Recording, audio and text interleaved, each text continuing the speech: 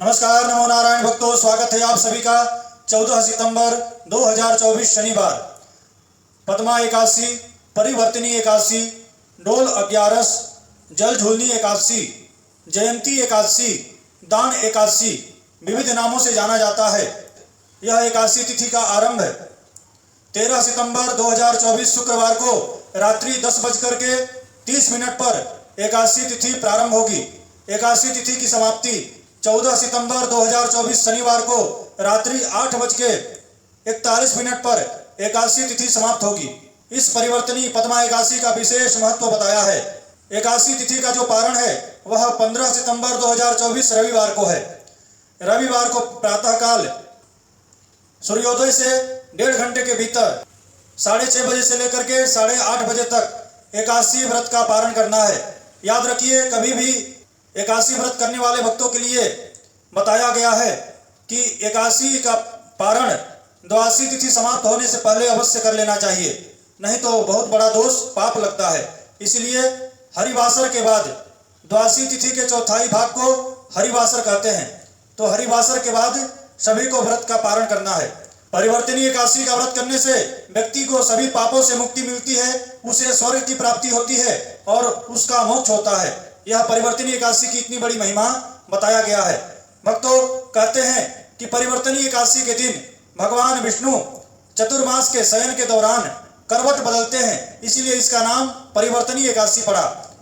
भगवान चतुर्मास में शयन करने जब पाताल लोक में चले जाते हैं तब देवशयनी एकादशी पड़ती है, और जब भगवान करवट बदलते हैं तब परिवर्तनी एकादशी पड़ती है। परिवर्तनी एकादशी की यह विशेष महिमा है। भक्तों, विष्णु एकादशी गीता तुलसी विप्रधे नवः अशारे दुर्ग संसारे षटपदी मुक्तिदायिनी। हमारे धर्मशास्त्र कहते हैं कि विष्णु भगवान की पूजा, एकादशी का व्रत, गौ की सेवा, गौ की रक्षा, गीता का पाठ, ब्राह्मण को दान, ब्राह्मण का पूजन और तुलसी की सेवा, तुलसी का दर्शन, ये 6 कर्म हमें इस कठिन भव सागर से, कठिन संसार सागर से हमारा उद्धार कर देते हैं, हमें तार देते हैं। भक्तों, एकादशी तिथि की अत्यंत विशेष महिमा है। सभी को अवश्य एकादशी तिथि का व्रत करना चाहिए।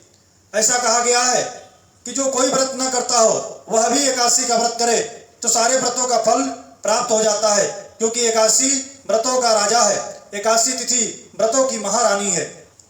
एकादशी व्रत का जो नियम है भक्तों, पूरा वीडियो देखिए, इसमें कुछ विशेष बातें मैं बताने वाला हूं। आप सभी यह महत्वपूर्ण वीडियो को जरूर ध्यान से अंत तक देखें, यह मेरी विनती है।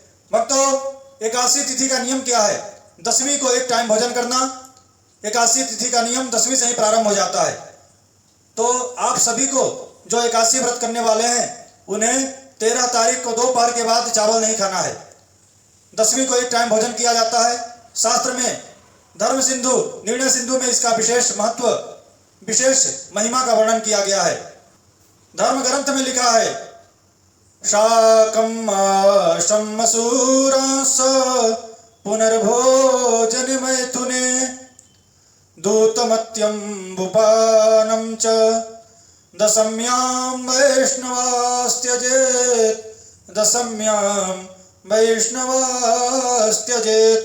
भक्तों, ऐसा कहा गया है कि 10वीं से ही शाक नहीं खाना चाहिए, मांस नहीं खाना चाहिए, मसूर की दाल, कटहल की सब्जी नहीं खाना चाहिए। पुनर्भोजने यानी एक टाइम ही भोजन करना चाहिए। मैथुन, ब्रह्मचर्य का पालन करना चाहिए। जुआ नहीं खेलना चाहिए, मदिरा नहीं पीना चाहिए। सब 10वीं के दिन यही सब नियम का पालन करना चाहिए। भक्तों, जो एकादशी व्रत करते हैं उन्हें कभी भी ब्रश से, पेस्ट से मुंह नहीं धोना चाहिए, क्योंकि पेस्ट में नमक आता है और ब्रश भी इतना शुद्ध पवित्र नहीं है। तो एकादशी तिथि में दातुन का भी निषेध बताया है। एकादशी व्रत करने वाले व्यक्ति को दातुन से भी मुंह नहीं धोना चाहिए। तो कैसे मुंह धोवें? यह जो अंगूठा है, ये बीच वाली अंगुली, इससे आप मुख धो लीजिए और मुख शुद्धिकरण कर लीजिए। भक्तों, कभी भी ये अंगुली डाल करके दांत नहीं साफ करना चाहिए, मुंह नहीं साफ करना चाहिए। अगर जो व्यक्ति इस अंगुली को डाल करके मुंह में दांत साफ करता है, मुंह साफ करता है, तो उसे गौ के मांस खाने के बराबर पाप लगता है। इसीलिए सावधान, कभी भी ये अंगुली मुख में डाल करके मुंह न धोवे, मुंह न साफ करें। बहुत बड़ा दोष बताया है। इसलिए भोजन के बाद भी यदि आपको दांत साफ करना है, मुंह साफ करना है, तो इस अंगुली का उपयोग कीजिए। इस अंगुली का सर्वथा निषेध बताया गया है। इस पद्मा एकादशी, परिवर्तनीय एकादशी पर भगवान वामन की विशेष पूजा होती है। वामन भगवान की विशेष पूजा की महिमा, विशेष पूजा का महत्व बताया गया है। भक्तों, जो उपवास करता है, उपवास करने से उसके जीवन के पाप ऐसे जल करके राख हो जाते हैं जैसे माचिस की तिल्ली जला देने से कपूर जल करके राख हो जाता है। इतनी बड़ी उपवास की महिमा है। इसलिए सभी को एकादशी व्रत का उपवास अवश्य करना चाहिए। सतयुग में प्राण हड्डियों में होते थे। सतयुग में कोई चमड़ी नोच लेवे, मांस निकाल लेवे, तभी व्यक्ति मरता नहीं था जब तक उसका हड्डी सुरक्षित है। सतयुग में प्राण हड्डी में होते थे। त्रेतायुग में प्राण मांस में होते थे।